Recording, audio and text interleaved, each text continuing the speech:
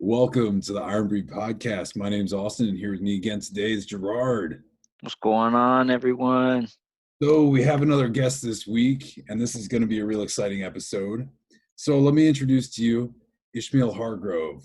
He has a bachelor's from UB in speech and hearing. He's also a former D1 football player with, some highlights, 120 tackle season. That's not a lot or anything.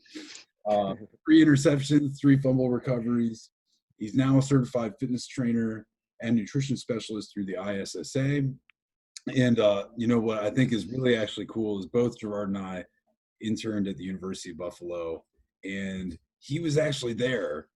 We were both there 2 years apart from each other, but he was there at the same time as both of us, which is going to be really interesting because I think it'll be a great example of adversity and how things change throughout the years. And, things don't always stay the same in the same places. So, without further ado, welcome on the podcast. We're so happy to have you here today. I appreciate you. I'm happy to be here. Very happy. That's awesome, man. I just to give a little more background. Yeah, we both interned at the University of Buffalo, but man, it's been 3 years since I've gotten to see this guy, talk to this guy, and just to see the growth, the progress that even just as we were, warming up, just catching up. This guy's mindset and outlook. It's awesome to see this guy who is this young dedicated player and how he's taking this approach from D1 football and the dedication and commitment it takes, and now he's applying it to other areas of his life. So let's start off, man. Can you give us a little background about yourself, man? How'd you get into playing ball? Where you come from? Tell the people a little bit about yourself. Yeah, so I come from Cleveland, Ohio originally. Played ball there. Actually, make a long story short, played 3 different high schools there. First school transferred out, second school closed down. And so actually my last school, Gilmore Academy, only went there 1 year, my senior year. And actually one of the coaches from Buffalo used to coach at that school. So that's kind of where that Buffalo connection was made. And pretty much had a great season there. Had offers from Buffalo, had other offers as well. All pretty much MAC, Toledo, Kent State, and Tulsa were the 3 others. So definitely had a few offers, but Buffalo, I definitely felt the love of Buffalo. Visited there a few times. Great campus.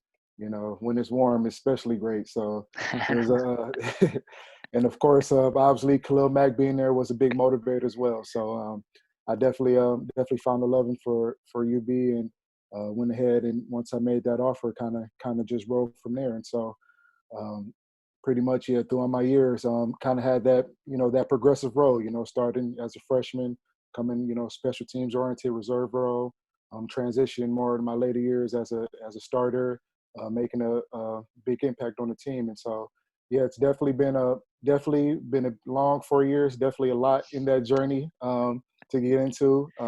As both you guys know, it's definitely dealt with a lot of transitions, a lot of coaches, a lot of, different philosophies, concepts. And so, yeah, it was definitely humbling to kind of not only get to experience that, but to kind of see how that affects, us from a player standpoint, as well as a culture as a team. So, yeah, that's kind of the overview as far as my transition going to Buffalo and my years there.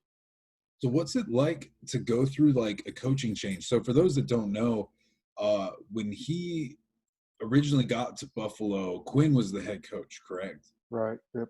And your next year was Leipold's first year as a head coach. And that year was the year that I came in as an intern. So I didn't know anything about the previous regime. I just knew anything about the new regime. Right. As a student and then as an athlete, that's got to be really hard because you came in sold under the hey, we're going to be here, going to be us, and then that very next year they're gone, and you got this new staff. Yes. Whoa, this might have been what I signed up for. So what's the experience of going through that? Because Right, exactly. It's definitely a big change, and it's definitely a lot of experiences that go part of that. Obviously coming into a culture and a lifestyle that one that you kind of got adjusted to and really change all your habits for that, it's a big deal, and it's a lot to that. It takes a lot to, one, be willing to change for, the sake of a team, but two, be able to train your mindset, your body, your goals, pretty much everything in your life you have to invest in with a coach. And for that to happen and the transition from one coach to another, it's definitely a lot, especially from a player standpoint. I don't think obviously a lot of people see, coaching change all the time and see how, how a coach handles dealing with a new team and things like that. But, a lot of times people don't think about how players are affected by it. And a lot of times players that invest so much in one coach, some more than others, it's difficult to make that transition to changing one philosophy and then having to come around and another coach comes and really adapt and get adjusted to the new philosophy. And, I feel like that takes, not only does that make it hard at times, but sometimes it can be distracting. Sometimes a lot of players, they don't focus on the right things. They focus on how this coach going to be, what's he going to do, what's his routine going to be, and a lot of those things that you think about, they kind of cloud your judgment from the ultimate goal, which is winning football games, being the best player that you could possibly be, and, producing as much as you can on and off the field. So I know for me personally, when Quinn left, that took me by surprise because I want to say we were about 3 or 4 games in, almost halfway through the season. And, we were having a pretty decent year, not nothing terrible. I think it was about 500, so it wasn't anything that kind of fired in our heads that this is going to happen. It kind of just happened, right off the bat. And so we kind of got notice. I think it was in the middle of the week during practice. You just got a notice like, hey, we decided to let Coach Quinn go. And, the head coach, Alan Green or Danny White that was there at the time, let all the team know. And, that's when Alex Wood, the wide receivers coach, kind of took over for the rest of the season. And then after that, when Lightfoot came in. So, that definitely, I would say, one of the biggest transitions for me, especially obviously, knowing the coaches and coming in and it kind of having on the early stage of my career, switch over to a whole different coaching staff and lifestyle and all those different things that it entails. So it definitely taught me a lot of not only adversity, but understanding that it takes a lot to willing to commit to something. And for those transitions to happen, it's a lot of parts that people don't think that plays in there. So yeah, it was definitely a very, very eventful time in my life. Yeah, so not only did you have to experience head coach change and that whole dynamic as well, but you also went through a couple different head strength and conditioning coaches that changed in that system as well too. And as we know, a lot of times with strength and conditioning coaches are so heavily ingrained with the players, arguably the most out of some of these coaching positions. And what were, obviously there's going to be some challenges, some things you don't expect with that, but what were also some positives being able to get influenced by so many different strength coaches? And also, how did you overcome the adversity of this is how we train, this is the way it is, oh, now this guy is gone, this is how we train, this is the way it is. Right. Yep. Yep. No, it's definitely is a big transition, but honestly, positively speaking, um, I think I had 2 different strength coaches. I think, no, 3 different strength coaches, 2 different assistant strength coaches. So I definitely had my fair share of different philosophies, different um, programs, different exercise regimens. So um, it's definitely a lot for me to deal with. But I would say on my end, it was beneficial to me, especially the position I'm now. My approach to becoming a strength and conditioning coach, getting in the strength and performance field, it definitely gave me that experience of kind of seeing different sides of the strength and conditioning field and kind of viewing things from multiple professional standpoints.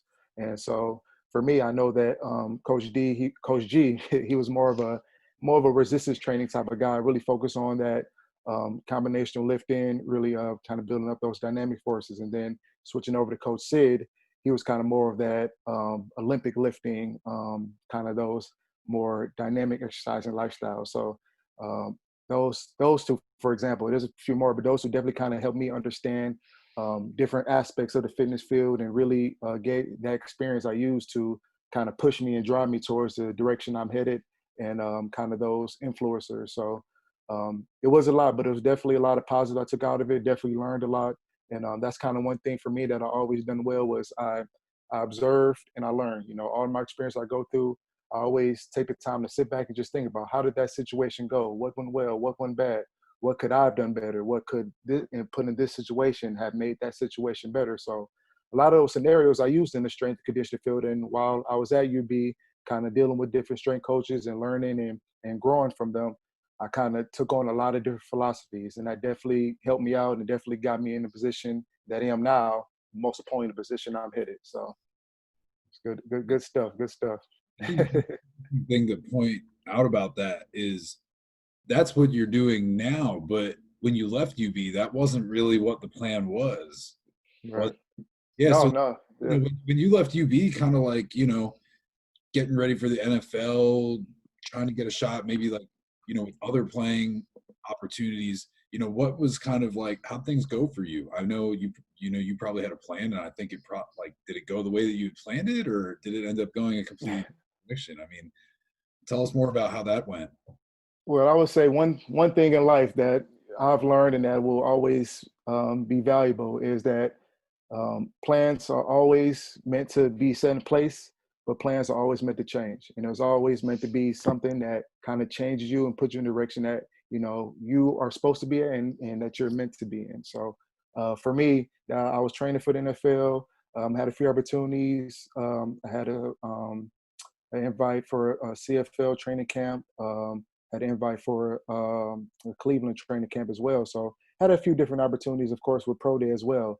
But as I kind of moved forward, I kind of seen that opportunity wasn't going to be as present as I would have liked. And I really learned to accept that. And so for me, I made that transition of going from training there to kind of the work life and the career mode, and kind of for me using what I learned and gained from being at UB, to the practical lifestyle. So made that transition, went back home to Cleveland after I graduated, started working in the clinical field as a PT assistant, and I made good money. I made good money, started, really building a career for myself, and things were going well. It just, the thing for me, I kind of felt something wasn't right, and that's one thing I always like to say too is, doesn't matter how much money you make, how successful you are, if you're not happy, it'll never fall through. And for me, obviously I wasn't in a bad shape, but I just feel like I was missing something. And so later on, fast forward a little bit, a year later, I actually had the opportunity to play Arena League. Had a contract offer from the Quad City Steamwheelers that I was going to take on actually this coming year, before the pandemic, of course, everything going on. And so that was kind of something that kind of motivated me to get back into the health and fitness field and really, train and work my body to be in shape and be ready for that opportunity were to come. And so during that whole transition, I really started learning, because I really didn't have a trainer or anybody at that time. I kind of was doing my own thing. And so once I kind of got back into it, try to, starting to train myself essentially, I had I had some trainers, but I never had a consistent trainer. I had just kind of people here and there that I kind of went to sporadically. And so for me, I just decided I'm gonna teach myself, try to learn kind of ins and out of fitness. How does it work? How does my body work? If I do this, how do I get back to being a top performer that I was in college?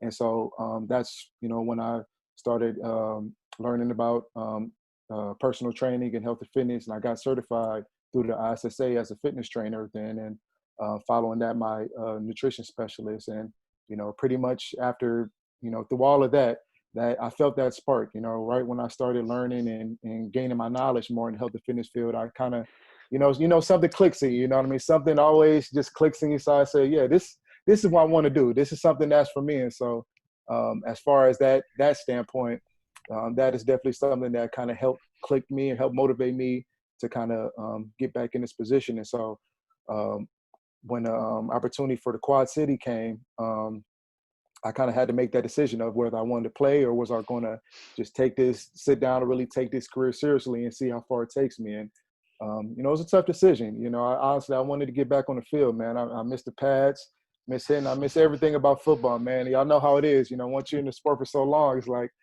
once you get an opportunity, you want to do it. You really do. But for me, I had to really sit down and talk to myself and think, is this really something that's going to help me long term? And thinking from a long term mindset.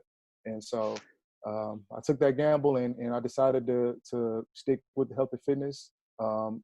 Deferred my contract, and now I'm currently working on my ISSA strength conditioning cert, and then for the summer we'll be pursuing my CSCS. And so, this is for me. This is the best decision I could have made.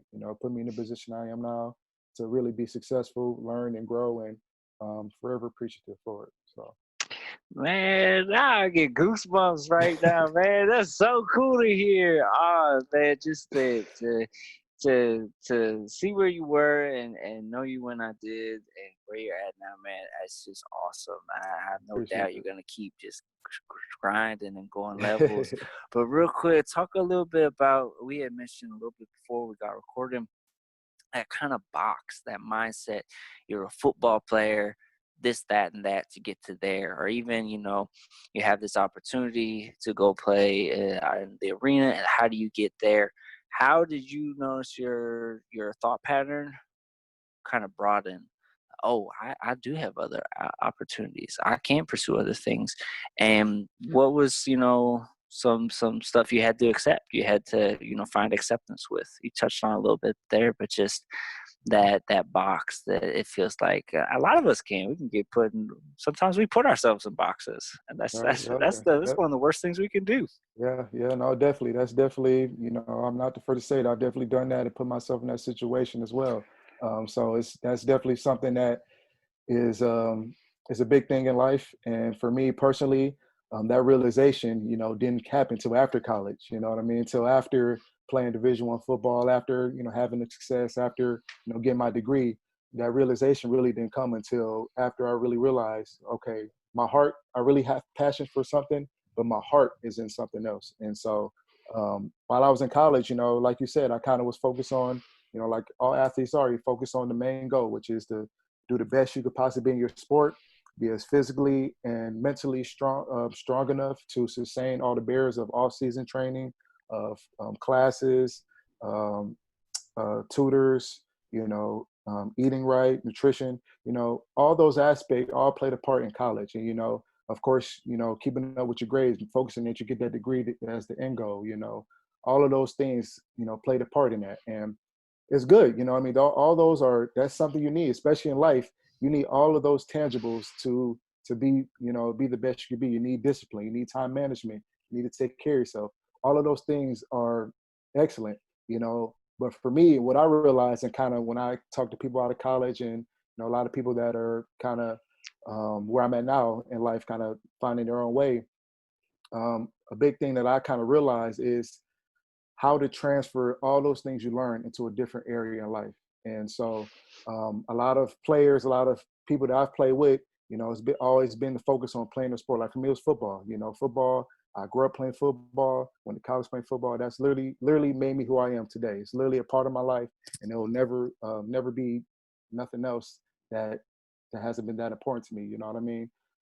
The trick is how to make that and transfer that into when you don't play football, like when you're out of football and when sports is over.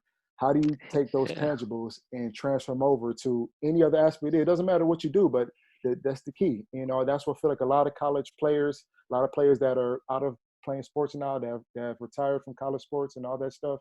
I feel like that's a lot of things that they struggle with, and that's transferring all those principles into wherever you're at in life.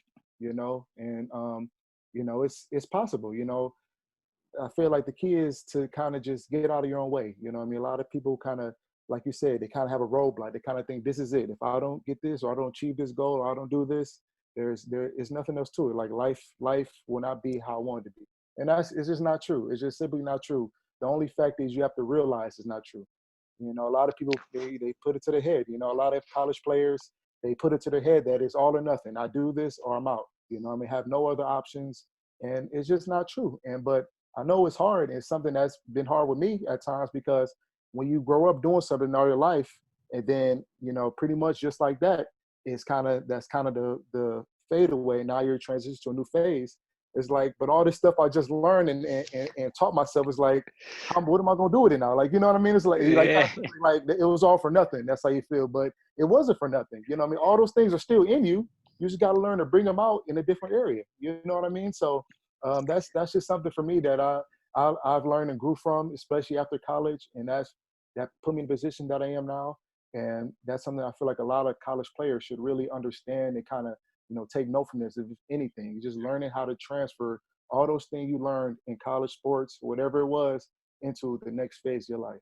And if you do that, you'll be successful. That's why you see a lot of college players that are successful, that are playing sports. They're at the top of their game, whether it's in finance, health and fitness, or coaching, or real estate. You know what I mean? Whatever they're doing, they're succeeding, excelling it, because it's not no magic formula. They're just using everything that they learn to grow up on. That is where how you're supposed to live, and just use that in different areas. The discipline, the time management, the self focus. All of that stuff is so imperative to life.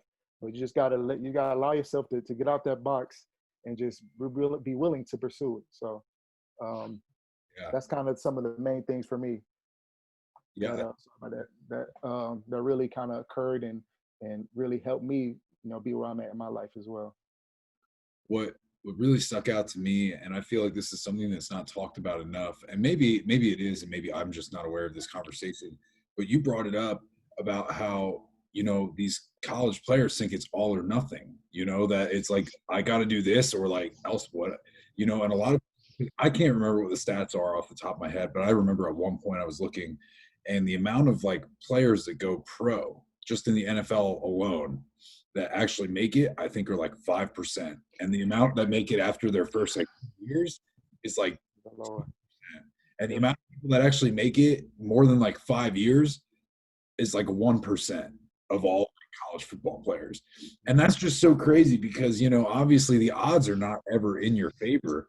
And like, you had to make that hard choice. You had to make that choice of like, do I keep pursuing this dream, or do I like start to transition into something else? And that's really hard. I don't think people understand, because like, you were so close, but I mean, I respect the hell out of your decision to do what you do. And obviously you made the right decision, because you're so like, when people watch this video on YouTube, they can see your face and how ecstatic you are about what you're doing now. So it's very clear to me that you made that right choice, because I can see it in your face as you're talking about it.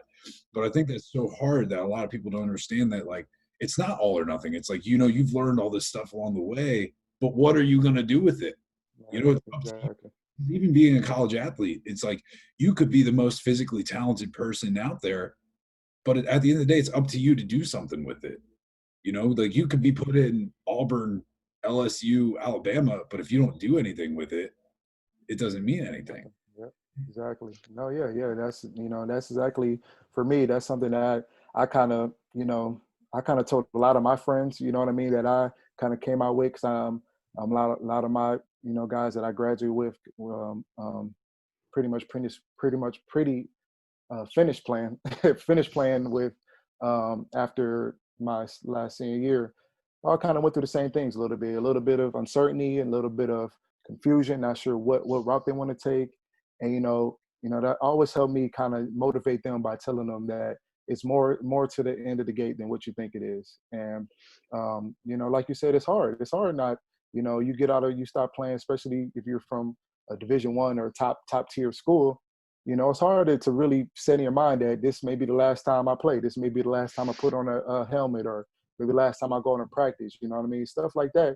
Mentally, it's something that you don't want to think about. I mean, it just feels like you never want it to end.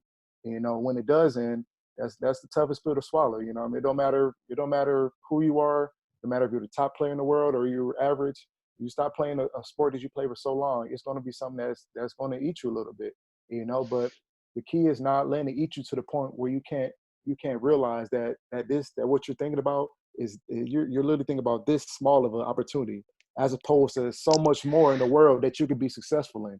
You know what I mean? It's just it's so much that you can do in life, and it's we restrict ourselves. We do, and I can say I did too. As a college athlete, you can restrict yourself from really thinking about the long-term goals, about all the different opportunities that you have in your life, when you just focus on going pro or just getting to that end point. You know what I mean? And especially with the statistics you said, only 1%, literally 1%, really makes it long term in the NFL. You know what I mean? And that's I'm not the best at math, but I know that ain't a lot of probability right now. You know what I mean? And so, but like I said, you're obviously, your mindset is, I'm gonna be that 1%. I'm gonna be that 1%. I'm gonna get there. You know what I mean? And it should be. That was my mindset. I know only 1% has the opportunity to get to the league, but guess what? I'm gonna work my butt off, and I'm gonna do what I gotta do to make sure I get there. You know what I mean? That's my mindset. And if you pause from there and you think about that, okay, that option didn't happen. So now that you don't have that option, that same mindset that you have, why don't you use it in something else? Like you don't there but you have an opportunity, you have a job opportunity or career opportunity to be in finance or something big. Okay, I'm in finance. I know it's not a lot of people that works in the finance field. I know this job is gonna be tough to get, but you know what I'm gonna do? I'm gonna sit down, I'm gonna work, and I'm gonna grind my butt off till I get there, because I know I'm gonna get into it. You know what I mean? It's the same mindset. All it is just from sports to whatever you're doing, to your career, to your life, or a family. You know what I mean? A family. Like, if you have a family, okay, I just had a family, I wasn't ready for this, but you know what? I'm gonna be the best dang on dad I can ever be. I'm gonna be a great father, a great husband. You know what I mean? I'm gonna be strong in my faith. I'm gonna do everything I have to do to make sure my child grows up to be better than I was. So it's just, those are all examples of just you using the principles that you learn from college and from college sports, and just keeping those principles and just having those principles be a part of you in all other phases of your future. So yeah, that's kind of the gist of it. I love that, man. I love hearing just too they say you're able to take everything you learn and you transfer it, because I think so many people do. We fall into, like we said, mentioned these box, but all of these things we identify with. So I am a football player, or like me and Austin have talked about before, I am a power lifter, and that's just it. And it's like, no, that's something you have passion, you have strong love for, and you can learn so much from. But that's the second you build an identity around it, it's good until it's not. It's good until that's gone, and then you've lost yourself. And what do you do once you've lost yourself? You have to go out and find yourself again. So, man, it's just so cool to hear you just take all these experiences and everything done, and you just have that's an awesome positive outlook on it. So you're entering now. You have goals and pursuits to get into strength and conditioning. Right. Take us down this road. Where do you see yourself headed now, and where would you like to be? Let's say 5-10 years, if you were to ballpark it. Nobody really knows, but Yeah. Always good to have a plan, though. I'm sure you that. Yeah, that's for sure. Right. So for me, I'm currently working on my ISSA strength conditioning cert. Once I'm done with that, I'll be pursuing my CSCS. My goal ultimately, I actually have an intern opportunity up here that I'm working on once we can all go outside again and, be normal Yeah. people. You know what I mean? So, that's something I have going on up here. Long-term goals, obviously, once I obtain my CSCS is, our opportunity to be in the strength conditioning field, whether it's collegiate or professionally. That's my goal. And the end goal for me is to, what I'm doing now is have my own performance center. And so, I guess if you guys haven't known, I have my own social media platform, doing my own thing. Have a lot of clients both in Buffalo and in Cleveland that I'm really trying to balance. And one thing I learned too is once you start picking up, the busier you get. So I'm really getting this is go ahead. What is your platform? Want to share that with everybody? So Oh yeah. Find you. I know we were going to touch on it later, but since you already mentioned it, what is that platform? Right. So I'm on Instagram. My social media is GetFit, GetFit, WIT, WIT, no H, _ish, ISH. So that's my social media platform. I'm currently working on my website and also my YouTube channel as well. So you guys be on the lookout for that. That'll be coming soon. So I definitely have a lot of things planned out right now that I'm taking a step at a time, and that's another thing I learned, man. Patience is a virtue. I mean, you can't get all of it at once. I mean, I wanted to right after college, man. I wanted to go to the league. I wanted to get my master's degree. I just wanted so much at once. It was like, you just graduated. I'm not even, I find now I'm 2 years out, but back then I wasn't even, a year out, and I just wanted so much. And it was like, that clouded my own judgment because, I wasn't focusing on the little stuff. I was just trying to focus on the main thing, but not getting the little things right. And so, I definitely learned from that. And so now I'm taking it one step at a time, like I said, definitely growing with my personal training platform. Got a lot of clients up here. You on the team actually that I'm doing a lot of training up at UB with some speed enhancement and just different functional workouts that I have for a lot of guys. So that's something that I'm doing now. Then, like I said, moving forward, once we're all free, internship that I'm doing up here at a sports performance facility. Long-term goals, obviously, getting the opportunity to be on a team as a strength coach, um, nutritionist, sports nutritionist. Those are also my two goals as well as long-term goal of having my own performance facility and running my own company. So that's kind of that's kind of the Man, I long. love it. I love it.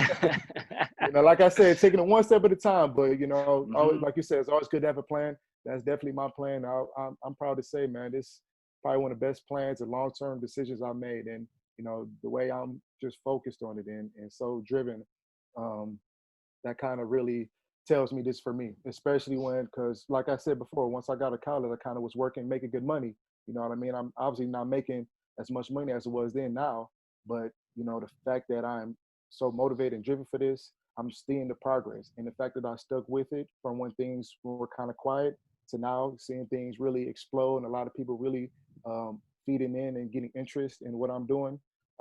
I just know it's all about the progress. And I know that this is definitely I'm on the right track, and I'm proud to say it. And anybody out there listening, will tell you if you got a dream or a goal, no matter if it's money, uh, you know, a job, whatever, just stick with it. You stick with it until the wheels fall off. Don't ever give up, because the moment you give up is the moment you will never really see what you're capable of.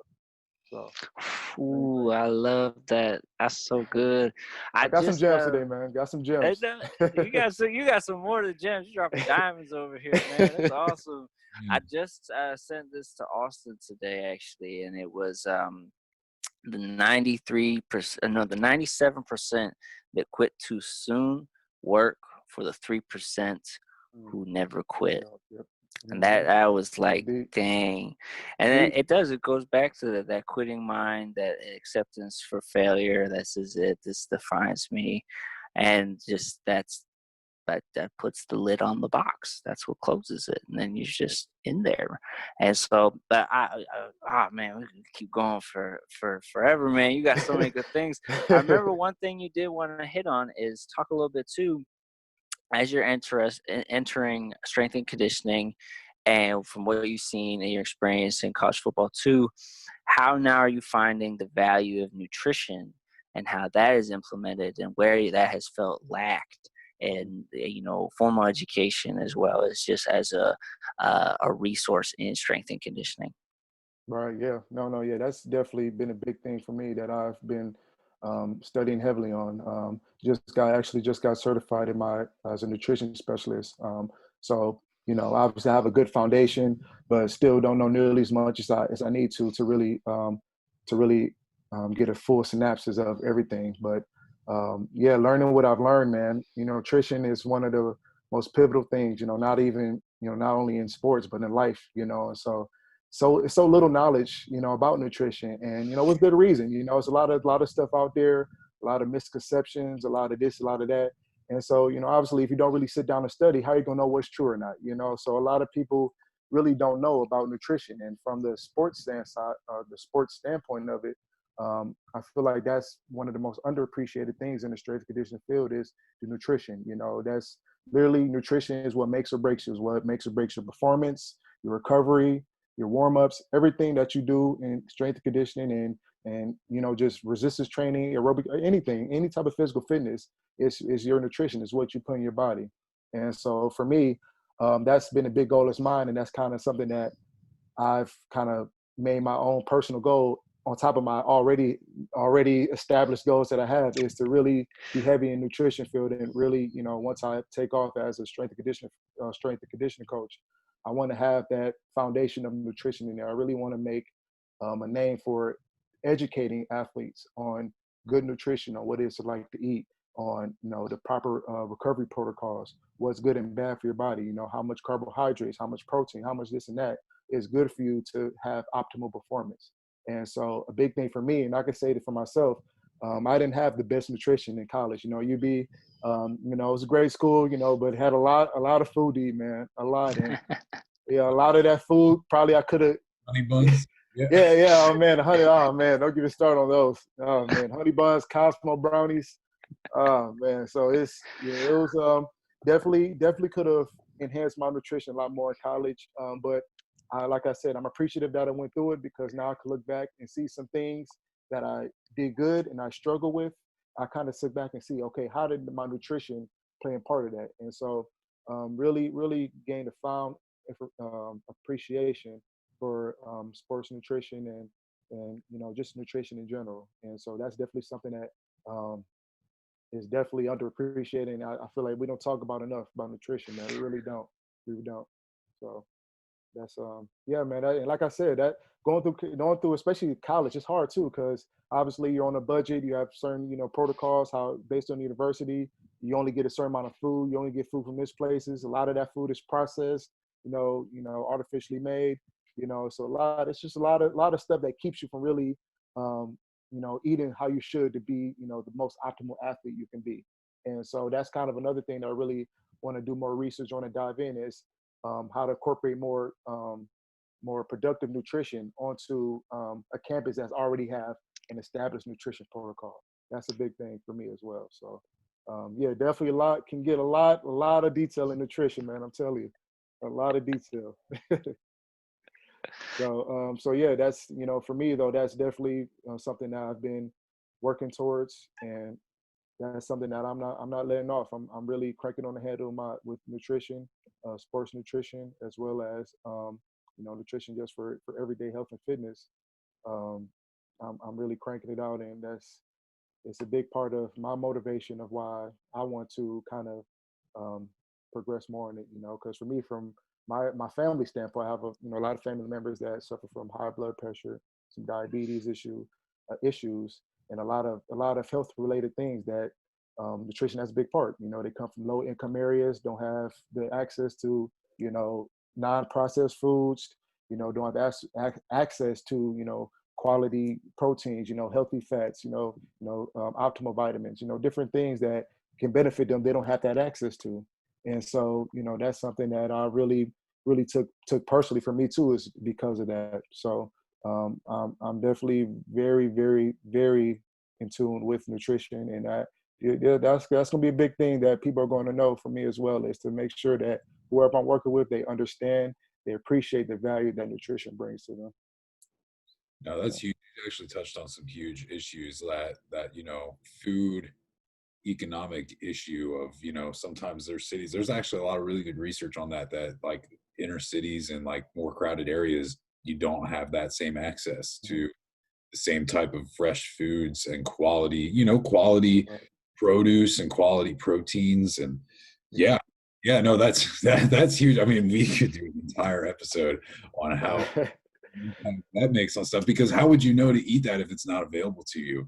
Exactly. Yep. And it's the unknown, like I said, I listened to you guys' podcasts about nutrition the other day, man. I was just, man, we could go all day, man. Just so much good stuff you guys talked about. I'm like, oh, we're gonna have to make a whole nother podcast about this one, man. I'm telling you. We'll have to have you on for a second one, a follow-up one, once you're kind of out in the industry, once Corona all clears up, you're doing your internship, post that, check in on how the business is doing, the update facility. I'm curious, where do you want to put your training facility? That's a good question. That's actually a good question. About that yet? I actually haven't, because obviously that's something that I really have to focus and think, put a lot of investment in. And so, I think my first step is just kind of getting established in the strength and conditioning field in general first, obviously gaining more experience in that. And then once I have that, by a set point, I'm trying to somewhere warm, man. I want to aim for somewhere warm. I ain't gonna lie to you, because I'm tired of the cold. I'm tired of it, but it's all in God's timing. So, wherever it happens, it happens. I'm definitely not gonna be picky or nothing. But if I had to choose, shoot, I might go down to Phoenix with my boy, man. I'm about to say, you about to get me to push you to come down here, man. It's sunshine all day. He said, I got an armor you to say it. It rained the other day, and we were like, what is this? Oh my gosh. it's like a foreign land, man. It's like I ain't never seen this before, man. That's how I felt when I moved down here. I was like, y'all got cactuses in your backyard? I thought those were like out. Like, nope, they're everywhere. No, yeah, I definitely know how Phoenix is because we actually went down there. Well, not we went to Nevada, so kind of that relative climate and everything. So we went down to play Nevada, man. That's how it was. That dry heat, you know what I mean? Just scorching, man, scorching. Ooh, here's a good question. What's worse, training in the heat or training in the blistering Buffalo cold? Oh man, that is tough. That's like I a mean, debate between North and South no, football yeah, players. that is a really big debate. I would say this as far as like, because I like training my shirt off. So you know what I mean. With the heat, I could do that. I feel good about myself. You know what I mean. I could really glide. So when it comes to just kind of like personal preference, I would deal with the heat. But if it really comes down to like you wanted to test the team or mentally see who's mentally strong, you put them in the cold, man. I say being in the cold will definitely be the biggest mental aspect there is because just once you step out, man, you just like this, man. You all clenched up, like you got to work extra hard to loosen your muscles up, to warm up. Then once you're finally warm and everything, it's like I feel hot, but I got to keep it on. I'm gonna get frostbite taking my shirt off. So it's kind of like a little iffy aspect there. So that's definitely, I would say, definitely the most mentally challenging would be in the cold for me. I love that. That's huge, man. I've heard that since like the start of getting into all this. It's just like, ooh, what's harder? You think training in the hot, training in the cold? Yeah. And man, just hearing all this from you, everything you're going for, I have no doubt, man. You're gonna keep progressing. You're gonna get to all these places you want to, and you got a great, just outlook on it too. Long-term goals, where you're headed, but you also know how to address them. So as we kind of wrap up and check out for today, what are some final words you want to leave people with, especially to your audience members, and just a message that they can use? I've seen you've been posting a lot actually about resources and ways that you can keep up with training during these challenging times without no fitness facilities. And I think I just seen, did you acquire a juicer? That was you blending up some carrots the other day? I seen that. Was awesome, man. Hey man, I had to do it, man. It was calling my name. I was passing. I've been passing like, cause I used to go to the niggas Big Lots or something. So every time I go there, I see it, and like just keep passing and passing and passing. So it was like I had to pull the trigger on that one, man. I had to. I will honestly say that was probably the best decision. That was another one of the best decisions I made for that too. So yeah, that one was definitely worthwhile. But yeah, I would have to say for more particularly for my athletes, student athletes, guys that are in that boat of either out of college trying to figure things out, or at the end of their career and really trying to figure out what's the next step. Keep your options open, man, and really just understand. It's important to focus on your goals, and to get to professional level, that is important. That's what you've been working for your entire life, and that is something you should be passionate about. You should be putting everything you got into getting there. But do not ever let yourself get caught up on the fact that you did not make it. Keep a wide mindset. Use that motivation that you had to get to that point, to get to Division 1, to get an opportunity to play pro, to earn a scholarship, or be a walk-on and getting a scholarship as a walk-on. Anything that got you to those accolades, use that on whatever other goals you have in your life. Whether it's you deciding to go to grad school, whether you're starting a family, whether you just have a whole different career, all that stuff you learned to get to that point, it's all about learning to manifest that in a different area. So to all my college athletes, man, stay motivated, stay driven, and don't ever be discouraged about a position you in, because one, life is all about adversity, and two, life is about finding a way after you see that one path is closing. It's about realizing there's another path to it. So stay motivated, stick with it, keep working, keep driving, and just knowing this ain't the end, and it never will be the end. You got, college, especially college sports. The main thing that I would say is you have a certain amount of, you have a certain foundation inside of yourself, and that foundation in you will never leave you for the rest of your life. So use those to your advantage in every aspect of life. You'll be all right. You're gonna get through it. You're gonna see the answer. You're gonna see the light at the end of the tunnel. I promise you. Shout out to my guys, man. My guy Gerard. Shout out to my guy Austin, man. It's crazy. It's definitely crazy how we all work together in different phase of our life. You know what I mean? So you definitely seen a lot of UB, man. Some good times there. Good times. Yeah. Thankful for UB and getting us all together. For that, UB changed my life in a lot of different ways. Yeah, I think it did for all of us. And that, like you said, it's so crazy to see us all, back here. Like I said, been 3 years, man. And 3 so, years. yeah, just, for all of 3 you years. who are listening, thank you. And just hear those words that Ish put out there, man. I talk about just such a well-spoken guy, man. Just the message he's trying to get across. And give me your Instagram one more time, Ish, so they know where to find you. Yeah. So you guys be sure to follow me. Get Fit with Ish, GETW. Yeah, that's okay. Get Fit with Ish. I literally had like some dyslexia or something, like reverse everything. Get Fit with Ish, GETFITWIT _ ISH. So make sure you guys follow me, check me out, give me support, some love, some feedback, whatever you want to do. I'd appreciate it. And also be on the lookout. YouTube page and my website will be coming up soon. So just make sure you guys on the lookout, and we're looking forward for it. Awesome. Well, thank you. So we had a great time having you on here. Make sure you guys check out his stuff, and please take the time to review, subscribe, leave a review on Apple Podcasts if you can. The more you guys subscribe and leave these reviews and likes, the easier it is for us to get found by other people and expand our audience. So if you feel that this was a great episode, this was a heavy hitter. He dropped so many bombs.